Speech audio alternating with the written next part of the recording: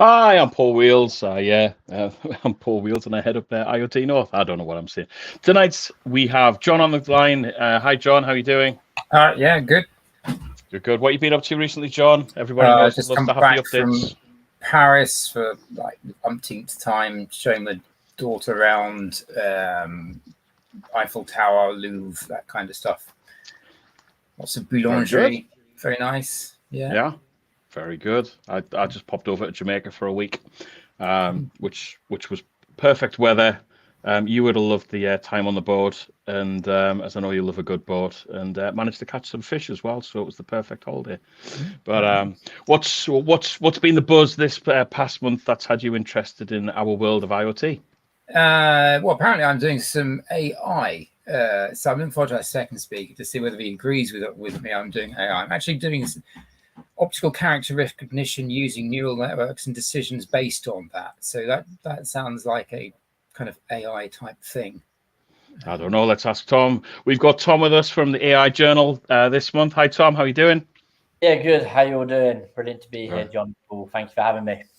Well, always a pleasure to have you. I think it's the second or third time we've had you with us, isn't it? So thanks for making the time. I know you're extremely busy at the moment with this boom of AI. So I'm sure you're reaping the benefits there. But the question is John really doing AI? Yeah. Well, we'll jump into it later. I'm excited to hear what you've got to say, John, about what you were mentioning, and maybe can ask a few questions to properly understand it and see what the audience thinks as well. Sure. Exactly. So we're going to have a bit of a chat with Tom a little bit later on about AI and what's happening there and the boom. And we're looking forward to getting some questions from you all on the subject and have your participation on that. But before that, we have Alexis from Akenza joining us as well. Alexis, thanks very much for joining. How are you doing? Great. Thank you for having me. Hi, Paul, John, Tom. I'm very happy to be here today, live from Zurich. Zurich. And is winter kicked in there yet? I think we can do better. I think we can we can go below -5 or so, and then I'll call it winter. Yeah, I don't think we're far away from it, though. I think the weather front's definitely starting to build up and come in. So, Alexis, tell us what you're going to be talking about with IoT, making it more accessible, I understand. Yes, thank you. So, one word about myself. Have a background in electronic engineering, and I'm leading now the marketing activities at Akenza. And today I'll be showing a little bit of an overview of what Akenza is, what we do, a few customer projects, and a nice demo, a live demo. And I'm really looking forward to sharing all these insights and having an interesting discussion. So I'll try to keep the presentation parts short and go soon enough into certainly in the dev world. There's a lot of products coming out that are low code, no code at the moment. So I'm really interested to see how this has been applied to IoT. Yeah, I'm really excited by this talk, Alexis, and thanks for getting in touch with us for it. I'm not a developer, or at least I haven't coded since HTML in the early 2000s. But the reason why I stopped coding was because that low code experience with creating a website with things like Wix and Weebly and the like. The more I can get much more involved and hands-on with IoT, the more it excites me. I work in that space in regards to the democratization of it for my employer in the stuff that we do there in AI and computer vision. So really interested to see what you're doing there at Akenza. And look forward to hearing about some of the use cases you guys have got with customers as well. So without further ado, let's hand over and let's get started with your presentation. Great. Thank you, Paul. I'm sharing my screen now. I hope you can see my screen. We've got it. All right. So Akenza is an IoT platform vendor. We offer a horizontal platform. So we're not vertically integrated into one particular industry, one vertical solution.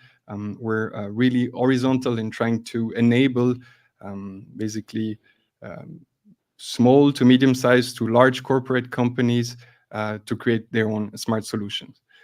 So it's really fit for the startup running from one man show that wants to create a simple dashboard and do some remote monitoring to more bigger deployments that I will show later. All right, so as I was saying, we're really this central building block here that takes over the whole IoT middleware. So basically, we connect different devices to the cloud. This can be any type of asset through various connectivity technologies. Inside Akenza, we do the whole device management, connectivity management, some business logic, and then we have connectors to a multitude of data output sinks. So this can be your typical dashboarding tool, such as Grafana, a signature screen in a building, or some more advanced cloud services, or your own application, your own smart app. And what we try to really highlight in our product, in our documentation, in the features, how we're trying to differentiate ourselves from maybe some of our competitors, is the whole approach, the low-code, no-code approach. Basically, we're trying to make IoT more accessible to a larger audience.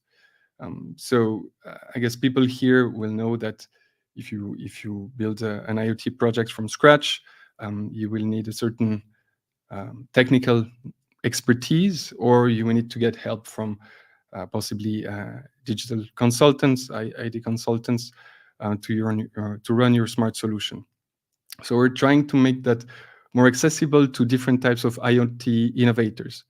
So people that have maybe the domain knowledge, but don't have the IoT specific knowledge. And we do that with our simplified interface, the whole self-service approach, and the no-code features of Akenza. But I don't want to say too much about this. We'll see later how it works during the demo. If I dig deeper into the tech, what we support is a full range of different devices and different manufacturers. So we have a device type library with common devices, off-the-shelf devices, and we every month add new devices to this library. In parallel, you can also connect your own devices with a piece of JavaScript. Basically, you write your own payload decoder for your device.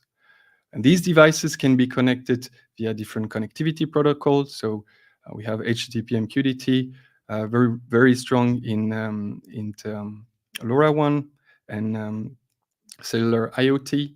So for LoRaWAN, for example, we have integrations for different network providers, and we offer connectivity as a service in Akenza.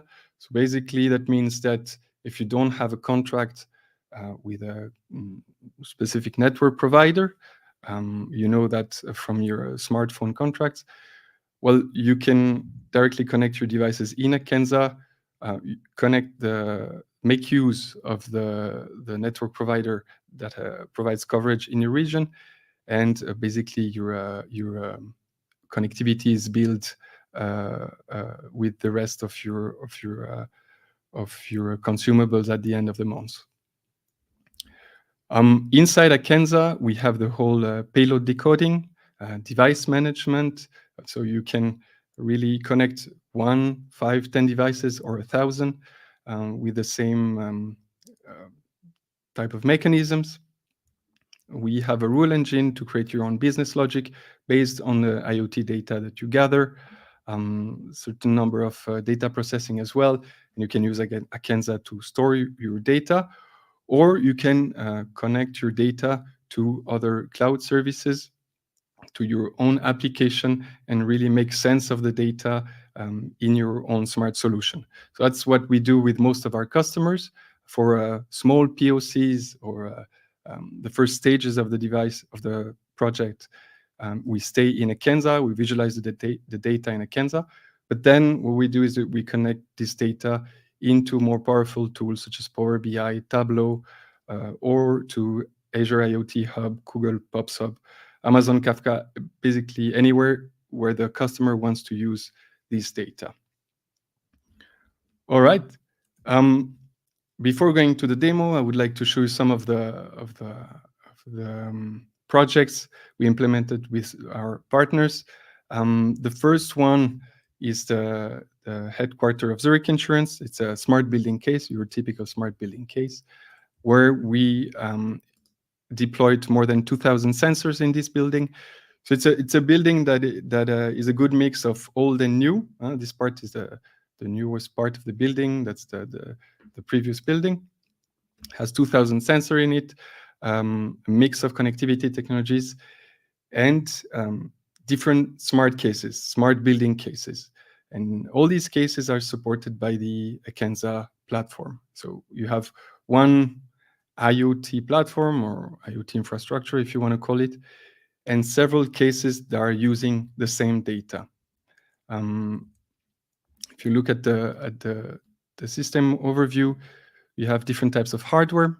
So this is, for example, if I'm not mistaken, it's a LSYS occupancy, desk occupancy device, LoRaWAN, Xovis, PeopleFlow, camera, connected via HTTP. That must be a decent lab device that does indoor air quality monitoring. So different types of data input sources, sending their messages via different connectivity technologies to Akenza. On Akenza, you have the whole device management, payload decoding, and kind of a data lake that different types of application can access. So you have your typical building reporting app for the facility manager, energy consumption, anything that a facility manager wants to see. A workplace occupancy employee app where basically the employees of Zurich Insurance can see which desk is occupied, which meeting room is occupied, maybe additional data provided by the workplace employee app. Smart cleaning. So this is for the cleaning service company that sees what's the actual usage of the washrooms and can plan accordingly the route of the cleaning personnel, and other third-party apps. What's interesting here is that you can add other cases, build on this space over time, and you're not locked in one particular hardware or one particular end application provider. A second example is a digital retrofitting example, more the type of connected product example from Georg Fischer. In this case, we brought an existing product to the cloud. So that's a water balancing valve. So I'm not an expert, but basically in large buildings, you need to be sure that the pipes and the water pressure is well balanced in order to avoid the creation of bacteria. And this device was only accessible on site. So you had to go there to calibrate the system, read the logs, and do the maintenance. So that's your typical digitalization, digital retrofitting case, where you add a connectivity layer to this product, and then you're able to monitor the whole fleet from one central place and offer additional digital services on top of what's existing. So basically, you have your valves on the left that are all connected to a master device, and this was the device that needed to be calibrated manually. So we added a MQTT connection to this master device, and then the whole data storage is done on Akenza, and Georg Fischer was able to create a so-called HiClean Connect cloud, which is the end user cloud application for their customers.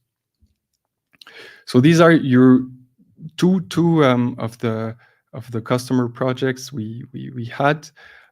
Obviously, these are larger projects, but we have also many customers that are maybe starting small. They have just a few devices. We have people in the research and academia as well, because it's really simple to start the device, connect a few sensors, start gathering the data, and visualize the data in Akenza or in your favorite cloud analytics tool. So I think now is a good moment to do the transition to the demo. I didn't want to spend too much time on these slides. Tell me if you see well my screen. Now I'm jumping into Akenza. What you see here is the organization overview. So it's the highest level. It's basically your company level. And below that, you have your different workspaces. So these are your IoT projects, or these could be, I don't know, your different buildings or your different locations. In this particular workspace, so this is our office where I'm here at the moment. You have a few metrics about your current device fleets. I have 48 devices, out of which 35 are online, and I'm receiving data from HTTP and LoRaWAN devices. Obviously, this data, you can receive it by email at a regular frequency, but this is where it all starts. So I was speaking before about making IoT more accessible and the low-code features of Akenza. And the best thing to demonstrate that is to connect a device to Akenza. And for that, I need to create what we call data flow. It's simply defining the data processing chain on Akenza. So for that, I can start from a template. If I have HTTP or MQTT connections, I can use a device simulator if I just want to try out the features of Akenza. But here, I will really start from scratch. The first step is to select a device connector, which is nothing else than the connectivity technology you want to use. So you have HTTP, MQTT, CoAP, LoRa, as I was saying before, integration to IoT creators for NB-IoT, Sigfox, and other more exotic protocols. So I will go ahead and choose LoRa. When I click, you have all the network providers that we offer at the moment. So here you have the nationwide Swisscom LoRaWAN network that also offers roaming in different countries of Europe. The Things stack, quite known in the whole low power LoRa community. Loriot for more private deployments, Actility, and so on. I think every net has good coverage in UK, if I'm not mistaken, in Ireland as well. I will go ahead and select the Things stack. So here you can either have your own account with the Things network and simply connect your account through the integration panel. Or in this case, what I'm going to do is assume I don't have an account with the Things network, and I just choose the connectivity as a service offering of Akenza. So, basically, that means that you use the contract of Akenza in the background, and you don't have to start another connectivity contract. All right, second step, what kind of device I want to connect. So here you have access to our device type library. But let's say I want to connect a Decent Lab indoor monitoring device. Select my device. This is the payload decoder that will give me the following measurements, such as light, CO2, temperature, and so on. And the last step is to choose what I want to do with the data, basically. So the first thing to do is to store the data in the Akenza database. So I'm able to visualize the data on Akenza. And I can stop here, or I can directly send the data to other databases, so InfluxDB, SQL databases, or directly via webhook to another application, or Azure IoT Hub, AVS, Google PubSub. So that's also possible in parallel to storing the data on Akenza. All right, and when that's done, I define my data processing chain in just a few clicks. As you can see, it's done very, very fast, and I can proceed by connecting my devices. So I'm not going to save now, but the next step when I have this data flow is to create my device. So here I go into my asset inventory. You can see I have already a few devices, and I hit create device, give it a name, my device, a description. Additionally, you can add tags to your device. So this can be really anything, and it allows you to structure your device fleet. So I could have it as a tag. I could use building A, building B, floor 1, floor 2, or anything that I want. I can add custom fields. There are more structured data, so serial number or anything that is required. Next step is where I define the data processing chain. So remember the data flow I just created. This is the moment where you pick the data flow and you basically instruct Akenza that you want to connect your decentralized device to the things network via this particular payload decoder. I hit next, and the last step would be to add the keys, the authentication keys of the device. So this is typically given by the manufacturer of the device. Nothing new here. And you simply hit create device, and your device is created and will pop up on the asset inventory. So data flow creation, connection of the device, and the data flow pops up in this asset inventory with the tags, with additional data such as signal strength, the connectivity you're using, and well, you can enable, disable all these columns. So let's say I connected my Decent Lab device, and I want to see what kind of data this device is sending to Akenza. Just click here, and you have the device detail page of this particular device.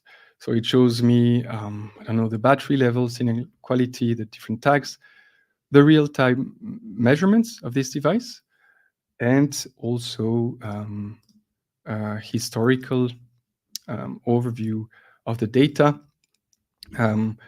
This is more for debugging purposes at the beginning of a project where you're connecting your first devices. You want to see that everything works well. Maybe you want to check the signal quality of the device. You want to see the different message logs that are received from this device, and see that the payload decoder works well if you coded it yourself. And basically that's enough for the first phase of the project. Now, everything I'm showing you obviously can be done in bulk. So you don't need for each device to create your data flow and create your device. You can do bulk imports based on a simple CSV file where you define your different serial numbers, the name you want to give to your device, the data flow, and it will populate directly your asset inventory. So already in a few minutes, I have my data on Akenza. Maybe what I do next is assign business logic to the data I'm receiving from this device. So this would happen in the rules. And if I show you really quick, a rule is defined in 3 steps. You have your data input. So it can be a device, or it can be multiple devices structured thanks to the tags or tag combination. But let's just pick a simple device. Again, our Decent Lab device. All right. And here at the second step, you choose your logical operation. So here we have a comparison block of the shelf, a geofence block, and additional custom logic blocks. So the comparison blocks already allows you to do a few things. If you want to go deeper and code your own custom logic blocks, it's always possible with a piece of JavaScript. All right, so here I'm just going to pick a comparison block, connect it to my device, select the data I want to test. For example, temperature. We were talking about winter before, so if temperature is smaller than 19, let's say, what do I want to do? I want to automate something. I want to trigger the heater, or I want to send a notification. So last step is the action. Here I could send data again to the output connectors I've shown before, a downlink to another asset, another device. So typically I could turn on a light somewhere, I can activate the heaters, but just for the demo here, I'm going to choose notification. So there are different possibilities, MS Teams, Slack, email in this case, for example, and that would be something like my connector, recipient, Alexis at Akenza, subject, temperature alert, for example, and the body, it is freezing here. And you can always add also the data. Save your connector, connect, and that's it. You have your rule engine, you have your business logic. Obviously, that's a very simplified case. You can build more complex things. You can nest rules together. Here is another example of an Oxon service button. So it's simply a button that you can configure. And for each data input, for each button, we check if it's true. And if it's true, we send a Slack notification to buy some coffee, some milk, sugar, or beer in our office. All right. So now I've shown you a little bit how to connect a device, something that can be done in bulk, how to visualize the data of one device, and how to create business logic. So the last step would be, for example, to create your own dashboard. And for that, I'll switch to the dashboard builder. So that's your typical dashboard builder with a drag and drop interface. You have a few templates that you can freely edit. And yeah, let's take one template. So I'm going to take the air quality monitoring one, can duplicate it. And this is all mock data. As you can see, there are different components, KPI blocks, time series, bar charts, map view for your devices. And it's pretty easy to start editing those. So let's say I want to edit this temperature block. I just start here. Obviously, there are different cosmetic things you can do, but what's maybe more interesting is to select the data that you want to use. In this case, I'm using mock data, but as soon as I select a device that is in my inventory, in my workplace, this will update into real-time data. So in this case, data point, I'm picking temperature, changing the color, and I think you get a little bit the idea. Directly, I have my new updated KPI block here. Similarly, I can really play around with those blocks, resize, add different types of measurements in the same graph. So I can add a series here and say CO2 measurements. Again, my Decent Lab device, up. CO2, and I don't think it's going to look great because oh yeah, that's all right. That's just I would need to change the units here, but as you can see, in a few minutes you have your dashboard ready. You can obviously edit the text, save, and make it accessible only to the people that have access to your workspace, or you can share a public link with the different stakeholders of your project, basically, So this is something you can share in a mail or display in a signature screen in an office if you're into a smart workplace kind of case. But yeah, it's very easy to create those dashboards. Now, as I was saying, we're not focusing entirely on this visualization aspect.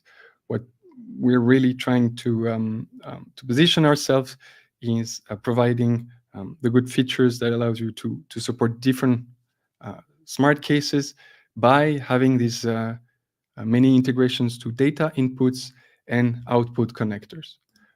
So every month, every 2 months, depending on the trends, what we see is important, we add output connectors, we add device types, and we're really trying to support any type of smart solution, smart building creation with a platform that is flexible, that is modular, and that is future-proof. So we had an example of someone that had to replace his whole device fleet because the manufacturer went bankrupt. It was done in a relatively short amount of time, and the end application was completely decoupled of the choice of the hardware.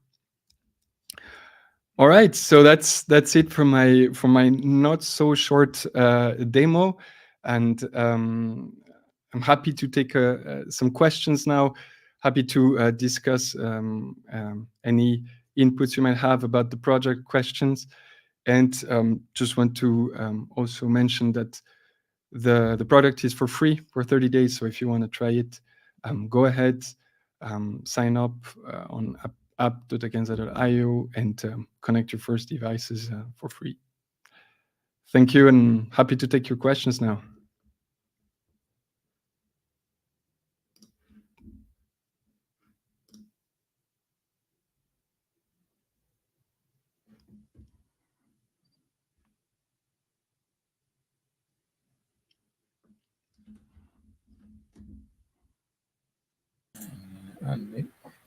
As an ex-primary school governor and all levels of education, everything else now being affected by AI, augmented reality, virtual reality, at what age do you think we can introduce young students to this very new technology? So in the UK, we've got something called the BBC Microbit, which has a sort of drag and drop programming interface that students can interface with different actuators and sensors and stuff. Do you think this be suitable for youngsters to try out programming? Well, that's something that I guess Tom has a better idea than me, but I'm quite surprised actually about the technologies that are already available for students and for younger students. So I think one should not be scared about technology and adoption of AI, AR, and VR. I've seen students doing how do you say visual programming and robot programming at a very young age, below 8 years old, I believe.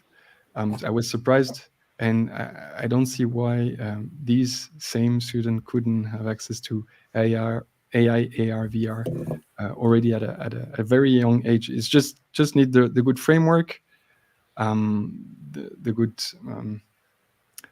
rules, and follow up by the teacher, but I don't think we should be too scared about technology in general. So, I mean, in Akenza, you support a phenomenal number of devices. So the only way I can see you can do that is by having quite a thin client on the device itself. So you're much more sort of not edge computing, but getting data, getting telemetry, and then piping up to your cloud where you're doing the data processing, the visual programming, and that kind of thing. Would you say that's a fair description? Yeah. So we have really different types of customer projects and deployments, but indeed we focus more on cases where the whole complexity is done at the end of the data path. We're using also edge devices in some cases, but we see a good adoption, and we're let's say just by our experience and the features we offer, we're well positioned for large-scale deployment where you have an enormous amount of devices that exchange short packets, and that you can gather and process in the cloud. Okay. Cool. King says, what is the main commercial market you are seeing for this platform? Yes, that's a good question, because obviously we're having a self-service low-code approach. We're trying to lower the barriers so that everyone can try it, and we have lots of one-man shows and small projects. But obviously that's not how we make money, and that's not how we see we can have the biggest impact or positive impact on society. There's a few industries where I see great potential. For example, facility management. Something that is really trendy at the moment is the whole sustainability, ESG reporting. Companies, owners of large corporate real estate, they have to be active, and this is where we can do a lot of saving in terms of resources and energy consumption. Utility companies, obviously, healthcare to a certain extent, smart farming, agriculture will precision farming. So this shows great potential, and then you have other interesting cases, but that fail to get standard, to fail to really show great adoption. So we have a few smart city cases, but I have the feeling that they scale a little bit less. We have lots of interested municipalities and at the city level. I see less broad adoption or scalable projects in there. Is with the offerings that with your system, it's for online, right? So for industrial use cases that require security, where it's more of an offline system, would this still be able to be utilized, or do you need that online connectivity? We that's a question we have often. We took the decision to go cloud first, cloud-based. Yeah. We have this. If you do the self-service free trial, you have access to our public server. Now we do private cloud deployments, and this can be very much secure. And you always have this discussion between private cloud and on-prem, and there's a lot of people who are scared of private cloud deployments. I think this is where we're going, and this is the bet we took. Now, I don't want to promote it here. No, but it's a roadmap item, yeah. Yeah, there's possibilities, let's say, to do that on-prem.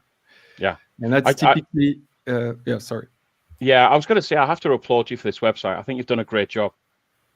Really informative, very easy to navigate, and just the intuitiveness of, just following from your solutions to your examples to then also even getting down to the hardware and where you can get access to it and stuff. I think it's a really intuitive design, so well done on that. It's great to see. Sometimes technology websites can get lost in the technology, right? Where this takes you on the journey to get to that point. So great work. Thanks. Hi, Alexis. Good demo. Thank you. What are the main platform challenges you see with IoT startup companies trying to get into the sensor, air, gas detection space? Thanks, Lenny.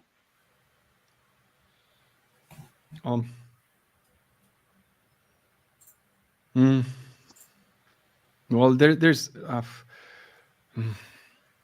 I guess it would be similar as for larger companies. The challenges you have as a new project, a new IoT endeavor, they're a little bit the same. Like, don't over customize. Think for scalability. Try to focus on the business value, not not go wild with what the tech allows. Think about the data you need. You don't need, maybe you need a packet every microsecond. Maybe you need a packet every minute. Maybe you don't need all the data that the manufacturer, the device offers. Otherwise, yeah, think about of the future. If you start a POC, think of how it can scale. Think about the business value you're generating. Yeah, I totally agree. And I think it's also like sort of, as you're saying about the data and what you're sending back to the cloud and what you're doing the compute at the edge as well, which, leveraging AI. And there's my tangent link to introducing Tom and transitioning to the conversation with Tom and Alexis. I'm sure we'll come back to some questions from you. There is quite a few here in the comments that you can answer on LinkedIn and YouTube, as well as in here as well. But Tom, hey, thanks for joining us today. It's always great to have you on. You are on mute, just as a heads up. Yeah. Not catching you out like I catch myself out. Hey, look, congratulations on the great success with AI Journal. Would you like to share with the audience about AI Journal and what you guys do? Yeah, really appreciate it, Paul. It's brilliant to come on the show, and that was a brilliant overview and presentation demo from yourself, Alexis. So massive thank you for that. But it's exciting time, right? We're going through the wave of AI and various other technologies that people seem to forget about sometimes, with AI taking up all the limelight. And it's obviously put us in a position where people are using us as a source for information on these topics. And it's brilliant to see all the startups that are coming out on the scene, but also how enterprises, vendors are kind of reshaping their thinking, what they're really looking at, and having, I think what I'm noticing is a much more curious mindset, which is brilliant, because it's clearly making some of the older companies or some of the more prominent companies that have been around for maybe 50, 60, 100 years to really create that kind of way of going. So it's it's brilliant to see, and it's brilliant to see what we're doing as a business to match that change and go through it through different areas. So yeah, really exciting. So tell me about AI Journal. How did it come about? Yeah, it's well, we're in our third year. I'm in my third year now, running it as a full-time business. And I worked in engineering, but I worked as head of marketing for an engineering company. And we looked a lot with IoT devices, and we looked a lot with we worked a lot with computer vision, and worked on some big projects for big retailers, manufacturers, logistics providers, and that led me to the LAC, and it really led me to be more curious about this. What is this world that we're going through? And that's how I kind of started it for, I think, about 20 quid and 50 quid, and it's just grown into what it is. And now we get a monthly audience of near 1 million readers across our channels, 92,000 subscribers, and we just recently launched a newsletter which has in the past 6 weeks got to 33,000 subscribers. So it's a fun time, and it's exciting to see how people are viewing it. And yeah, it's as you can see on the website at the moment, we go through a transition stage at the moment towards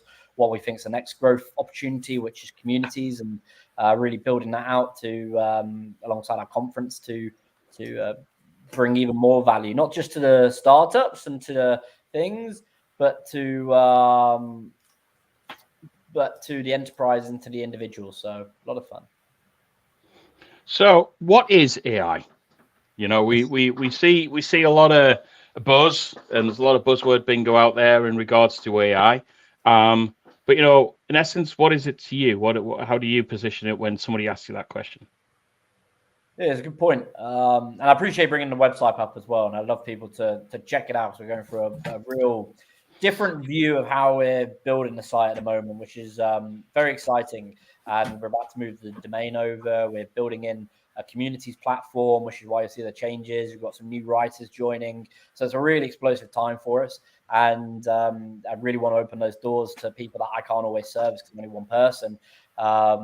to really share their stories and share their knowledge and to join in on the fun. But how do I see AI is it's a way when I mean, look, I got asked this question. I thought it's really tricky, but essentially what you're doing is speeding up processes. You're giving a machine a piece of information to help you as a co-agent, someone that can help you with better decisions, make faster decisions. And I mean, there's 100 different ways I could explain AI, but for me, it's I like to look at it, and I'm not saying this is fact. I like to, and I think different people use different stories for how to explain something, but it's more like a capability that can improve the data you've got, can make you a quicker business, can make your processes move quicker via automation or using machine learning or NLP. And it's a fantastic tool that businesses are adopting to use your data. If you don't have data, you can't really use AI. But if you've got great data, you've got clean data, that's why it's an important part. You can, you can start building some really exciting projects, and before you know it, you have a really handy co-pilot, as Microsoft to call it, and you'll have you'll be able to really start having a lot more fun with your day-to-day tasks. I think you made a really interesting point there about the data and it being clean data, and there's big stuff being pushed around responsible AI. There's a number of different avenues we could go down here with AI and its use, misuse, and legislation and stuff that's coming without a doubt. But as I mentioned, we're getting asked, or we see a lot on LinkedIn and such like, and in the news about the AI boom. I think I see some people cringe when I say the words like ChatGPT, which I am a great fan of playing around with and stuff. And it is really interesting on how that works and the art of prompts. But is the AI boom real from what you're seeing? Yeah, it's real. It's a massive transition phase we're going through. I honestly. And it's such. I'd love to know how much you each use ChatGPT or Anthropic or whatever, Bard. And I think the more I didn't use it for quite some time, but now I've started using it. I'm using it much more regularly. Like it was like a bit of a hurdle to get over using it. A bit like I think the problem people have with applications on a phone is like there's a brilliant book. By Nir Eyal, and it's like Hooked, and it's how to get people onto a platform, how to get people onto a product, and probably very similar to you, Alexis, what you're building, and Paul with Intel, and John with you and IoT North alongside Paul. It's an important part, and I think my point with that reference was it's a cycle of getting people on board, and I think you look at certain companies like I think one of the key people I think that was ahead of their time is Mark Benioff. So Mark Benioff had introduced Einstein in 2016, I believe, Einstein AI from Salesforce, and no one really wanted to use it. I don't know if no one was using it, but I know in his book, he says this whole boom has led to us using something I thought would be popular 5 years ago. And I think there's a bit of a delay. It's a great book, Trailblazer. And there's a bit of a delay and a bit of a pickup on people using it, just like there was with cars. Like, look at how long the car was used and how long it took for us to really start mass producing them and start using them on such a regular basis. And I think it was sort of the same with AI, and you can see it with certain tools. Like, look at the adoption of Threads. I personally think Threads is a pile of shit. Like, I hate it. Sorry for my language. I do not like it, and I think it's a pointless application when they've got so many talented people. I don't know the underlying reasons, so there might be something but they like look at Meta. They are crushing it with the VR scene, and I think that's where their business is going to pivot to, because that's where it's going to become even more valuable, because as soon as I saw those glasses released the other week for the new version where it can look at obstacles and I'm going off topic here, but my point is, like, all these applications that are coming out, the AI boom's only just begun. I think the problem you're seeing is with the AI startups. I heard someone say the other day, what's his name? Sam Chellis, is it? And he was like one of the early people alongside Mark Zuckerberg, and he's done this amazing deck that you can get for free, and I'd love to share with anyone. He's a very prolific investor. Is that you look at companies that are becoming AI startup focused and losing a lot of share or they're hitting problems because the enterprises that have better data, that are leveraging the tools that are mainly dominated by the big players, are the ones that are going to get really ahead. And I think there's a really important point. That's not to say there isn't room for many more startups in AI or cloud or data or whatever. But I think that's a real important point. And without banging on too much about it, just the adoption just isn't there yet. Just like I think VR will be even bigger. Just like I think cloud's got a lot more to go. And just like what you're building, Alexis, is going to become even more important and more valuable.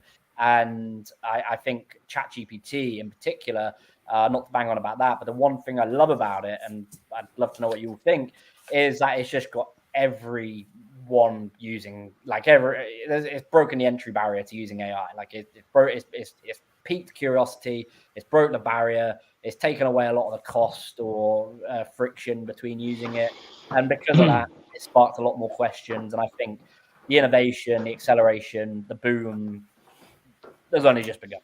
Yeah, I mean, I think it's definitely sort of enabled the democratization and the access to it. And it's sort of like what I think we were chatting about before we came online about, like, the ease of use. Sorry, Alexis, I used that word in regards to, rather than accessibility, which is a much more profound word, in accessing IoT and accessing AI, right? And what I found is I found some really funny things from ChatGPT that are blatantly not true. It's blatantly because a mass of its data set are wrong.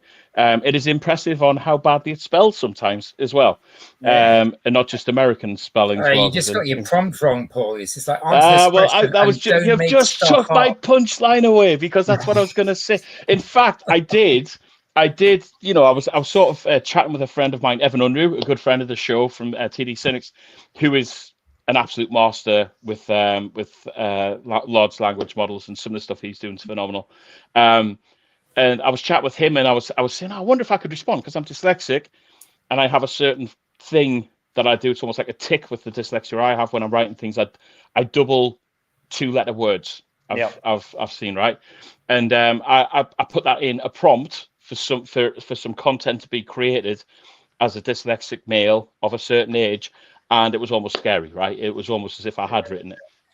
And which just demonstrates the real power and value of it. And one of the things I find really interesting is, if you take the large language model capabilities that ChatGPT utilizes, and put that into a private environment with data sets. So if you think about Bing and 365 and how that's using the company data, and I saw a phenomenal demonstration at a F1 Lenovo event a few weeks ago, with Microsoft there, and some of the things you could use with Bing. It's like the dream digital assistant that we all dreamed of, right? Where it could be reply based on reply from person A, respond to group C, based on the information that came. Just simple prompts that it could compile that and respond, and then you could sort of start to look at how that you could get it to automate and doing those things. That it's doing more with less. Which I think, it's got its usability and its value, but also then it's like, how do we stay on top of the things that we're also being accountable for by leveraging that technology as well? So I do find this world absolutely amazing, and it's running at such a pace, and I love it when technology has these big push and spurts. But then there's always the and rightfully so, the sort of, oh, hold on, let's pull back a little bit here. What's the risks here? And I mean, we kind of seen some of the political risks with technology like this a few years ago, right? Where there was definitely some impacts on social media and stuff that drove certain political situations. So we do need to be mindful of that.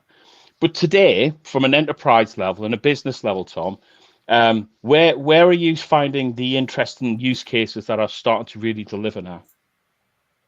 Yeah, it's a good point. And I just want to check, Alexis, are you big on using ChatGPT and those kind of, or other large language models, or to the points I was making? Be keen to know your point of view. Very much. So we different teams at Akenza have different use for it. Yeah. And so in marketing, that's an easy one. You can imagine what we can do with ChatGPT in terms of copywriting, brainstorming. customer support based on previous answers, based on our documentation, is getting faster and faster. But where it's really interesting, and I don't want to step in your feet now, you're the expert here, but we're looking at integrating AI into some of the customer projects and possibly the platform when it comes to making sense of the data. Yeah. So that's what I was saying before. Why do you collect this data? It's not just because technology allows it. It's not just to do a nice dashboard with all the data you have, but you need to be able to make predictions. You need to generate insights based on the data. And I think AI has a big impact there. Yeah. And we're having a POC now using AI for that particular purpose. Yeah. Can I ask, Alexis, and you may not want to answer, and that is absolutely fine, but is any of the team looking at creating code using it? So they would have to answer. I don't know for sure. I know for sure they tested it, like everyone when it got out. How we tested copywriting, code generation, I guess payload decoding we tested probably. Yeah. I would be surprised if we're at the stage where we're using it daily. I don't think so, and we have a very good team of experts to program where we do. But hey, it's a perfect virtual assistant at the moment, and it's gaining adoption in every team, every field. Yeah, I mean, where I'm seeing it going really mental at the moment is like the co-pilot idea. So you go into PowerPoint, write me a presentation that describes 5 facts about bridges, for instance, or Power BI, write me a report that summarizes last quarter's sales figures. Here's the data, and it goes away and generates a report for you. So really empowering the user to deliver more. Yeah, I would like to say the imagery that we had for this show, for the social posts, was done using ChatGPT with its integration to Canva. Yeah, brilliant. All those kind of things. And I think it's a good point you made, Alexis, and the one you were making as well, John and Paul. But particularly to your point, Alexis, about the different areas it's used in. And I think the speed, like you were saying, you're not using it every day at the moment. But I don't know if you would, I don't know if you don't. Like I always tell people when I see McKinsey with their bold predictions, that majority of the time they're not true if you look back over history. But you think or whoever else the consultant is. I love the predictions because it's like optimism and it's bigger, it's greater. But at the same time, you think, I don't know what I'm going to have for dinner in 2 weeks, let alone what this state of the industry is going to be in 10 years. Like, I just don't see how you can try and predict those kind of things. And look at what ChatGPT have done, like with their recent developer release and a developer conference, is the pace that these companies are moving at, that you think as soon as you get around to it. I mean, that's one of the problems with that people are flagging with regulation, right? And all these different things. They're saying, well, as soon as the government's regulated a piece of tech, they just explode with something else. And you can't, and I think a lot of people have got their eyes on AI, and although AI encompasses a lot, like what's happening in cybersecurity, what's happening in quantum computing, what's happening in VR and AR world, and making things realistic. And to Dick Wallace's point of AR and AI, AR and VR, I think AI in education is just, if you're in that sector, it's exploding area. And you're asking, Paul, for different areas. So if you look at education or healthcare or autonomous vehicles, energy, entertainment, agriculture, all these different places, they are increasingly pulling in AI and pulling in these technologies to get ahead. But I think it's such an important point that the classic line that I use on a social post was, I heard that all the people selling shovels during the gold rush were the ones that got rich, because you need to be very careful on what you're hearing and what you're being involved in. And I think with the speed and scale of how AI in particular is moving forward, I think we're into a very, and I mean, look, that brings, as we're all saying, like it brings the risks of quality control, of security breaches, because you think there's ethical hackers out there, but there's people that want to use this for the for the worst reasons. So it's as exciting as it is, there's always a lot of caution. I've kind of just given a bit of an overview to what to be wary of, but yeah, it's exciting time. Yeah, it is, and I'm very conscious we've just hit top of the hour, sadly, as the conference is getting going. But it is an exciting time. Tom will definitely have you back on. We've got a roundtable in December. Sadly, Tom can't join us, but we've got a few of our friends from across the year who are going to join us, and we'll have a good chat about what's been happening in 2023 and what we're hoping for in 2024, as we always do for an annual wrap up. Really exciting conversation. Thank you very much, Tom. Alexis, thank you very much for joining us today. Absolutely fantastic presentation, demo, and website. So congratulations, well done on that. Love to have you back again and let us know what you've been up to. And John, as always, appreciate your support and help. Great to speak and to you both. on that, Thank you. we will be back. What's the date we're back on in December, John? The date we're back on in December is the 5th of December. 5th of December. Excellent. We'll 6 o'clock. the event shortly. We will indeed. You'll be able to find us on IoT North.uk. And you'll be able to find live streams and events on the top bar there to get access. As always, follow us on Twitter, LinkedIn, and YouTube, and you'll get the notifications for the shows there as well. Tom, Alexis, thanks very much, and good night.